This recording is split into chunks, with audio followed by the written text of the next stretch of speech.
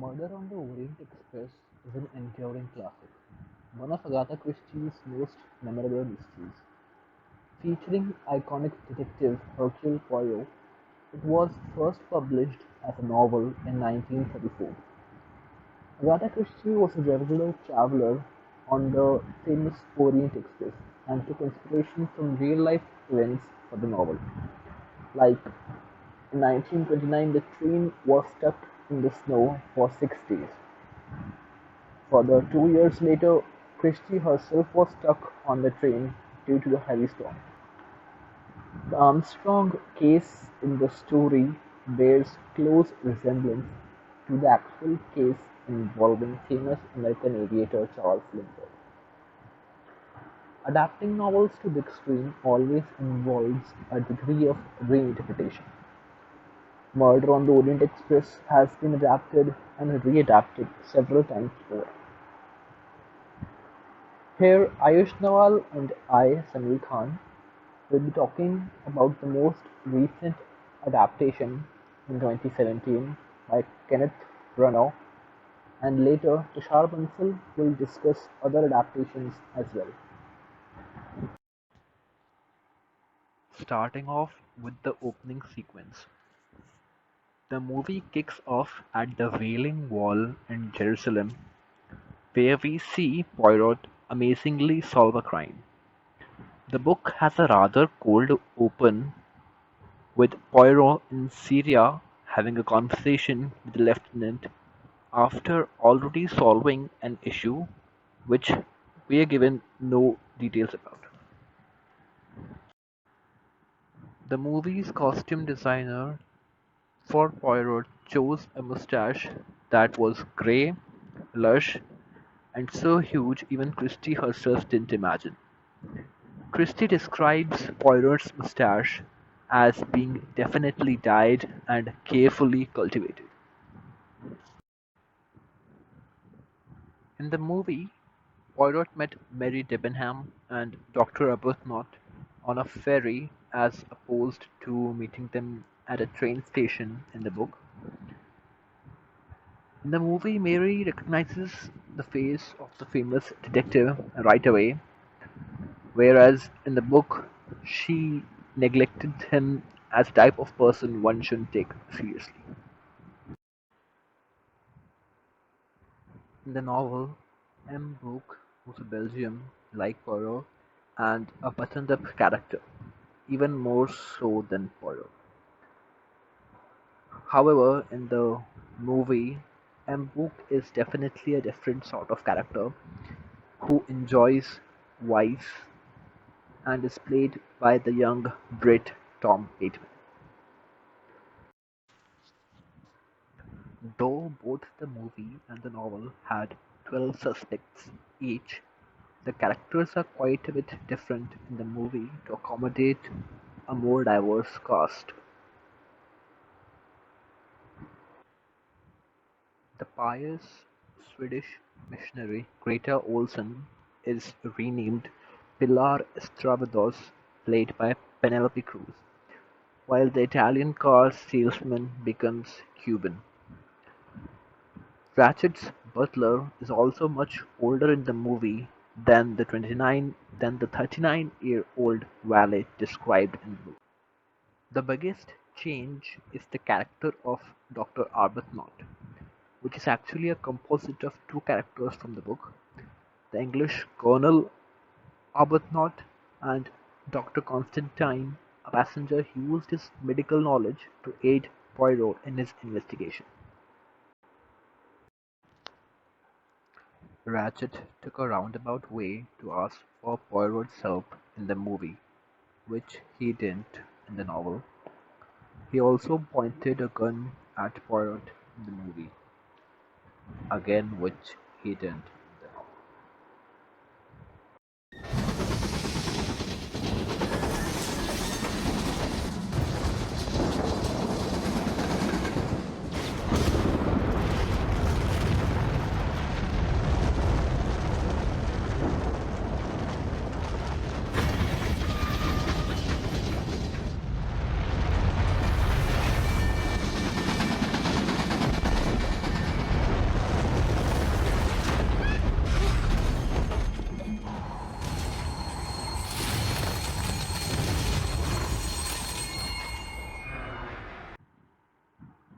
The snowdrift is a major moment in the movie. We see lightning dislodge a ton of ice from the mountainside, crashing down onto the tracks, nearly knocking off the Orient Express from a bridge to its doom. It adds a bit of excitement, common in big screen adaptations. In the book, the passengers have noticed that the train had stopped only during the night. Continuing on, I am Ayush. Uh, Poirot actually discovers the body of Horatio in the movie. This is possible because of the compartment he's in. Also breaks down the door, adding some excitement. But in the book, the body is discovered after Mr. Hubbard creates a ruckus about an intruder in a cabin, and the cabins next to her are checked. The doors between coaches were locked that night, hmm? Absolutely. Done myself. The train's been searched. There's no one hiding on it or under it. We can therefore limit our investigation to the occupant. Hercule Poirot is a bit of an action star. He knocks someone out with his can early on, he chases Hector McQueen off the train, and also faces a gun later in the movie. This all is done to add a bit of excitement to the big screen adaptation. A lot of clues are condensed, changed, or shuffled around in the movie, like Poirot doesn't trap Schmidt into admitting she's a good cook, or like the watch was not in the dead man's pocket but on the counter, broken, and the burnt paper also reveals the Armstrong case through a clever code involving shifting letters. The biggest difference Brana brought was the characterization of Poirot, giving a personal connection to the murder case, or when he reveals that he received a letter from Captain Armstrong to help him solve a kidnapping years ago, but it was too late. Poirot also got something of a tragic backstory, which included a long lost lover whose photo he still keeps by his bed. In the book, the characters are snowed in on the train, so the entire murder mystery basically takes place on the train itself, but not so in the movie. The characters are stranded but not actually trapped inside the train. The result is much less claustrophobic setting, allowing Poirot to interview some of his suspects outside. In one scene, Mrs. Hubbard gets stabbed with a murder weapon at one point. The wound is non-fatal, but the moment is very different because the knife is found in a sponge bag of Mrs. Hubbard's itself, and in the movie, the set of sponge bag related clues were skipped, and Arbuthnot stabs Mrs. Hubbard instead to throw Poirot off the scent. She didn't kill him. I did. Poirot is actually shot.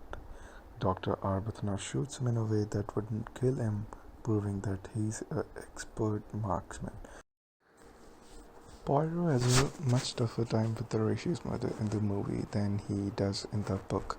His moral convictions led to him having an empty gun on the table. Mrs. Hubbard tries to shoot herself with that gun, but only to find it's empty. After that, Poirot lets everyone go. In the book, M. Book makes the final decision about which version of the murder to tell the police and to the doctor, and who is not Arbuthnot conquers. In the history of cinema, there have been several examples when a story has been adapted multiple times. Take for example the Hindu classics of Ramayana and Mahabharata. The compulsion to transcreate a text over and over again is a very interesting phenomenon. Similarly, Murder on the Orient Express also has a number of adaptations. The very first film adaptation of the novel was created by the director Sidney Lumet. The movie was a blockbuster and was liked by Christie herself, and her only quibble was that she felt Poirot's mustache wasn't up to the mark. It remains remarkably faithful to the source text, down to specific lines of dialogue. The only major change is the inclusion of a prologue which tells the story of the Armstrong kidnapping through hazy flashbacks and newspaper headlines at the beginning of the film. Now coming to the differences between the two adaptations, though some clues and minor details have been left out in Lumet's adaptation, the film remains quite loyal to the novel, whereas Branagh's version is a darker, more brooding adaptation that makes a few concessions. Lumet's adaptation is a well-crafted, light-hearted mystery, whereas Branagh's adaptation delves more deeply into characters' emotional struggles, including Poirot himself. Lumet's version emphasizes the subtle humor of Christie's novel. In contrast, Branagh's version has a tinge of adventure in it to make it more dramatic. For example, Poirot chases McQueen out in the snow, Colonel Arbuthnot shoots Poirot, and much more. There are many more adaptations of the novel as well. This TV adaptation was created in 2001. This version is particularly interesting as Poirot uses modern technology, for example, a laptop, to solve the mystery. This adaptation is a perfect example when the film director modifies the source text to make it relevant to different contemporary times. The story was also a part of the TV series Agatha Christie's Poirot. It stars David Suchet, who was called a near-perfect Poirot by USA Today. Quite surprisingly, there is a Japanese adaptation as well. It is very interesting how the director has adapted the story using Japanese culture. For example, women wearing kimonos, a slim and fit Poirot, contrary to Christie's portrayal. Now coming to the age-old debate of film versus the novel, this debate will most likely go on forever. Each version will coexist, supporting each other's existence. Seeing our beloved characters come to life in films is definitely a treat to watch, but surely they cannot emphasize every detail due to time constraints. Gems like Agatha Christie's Murder on the Orient Express will continue to be adapted again and again in different forms, making changes to adapt to a different timeline and culture.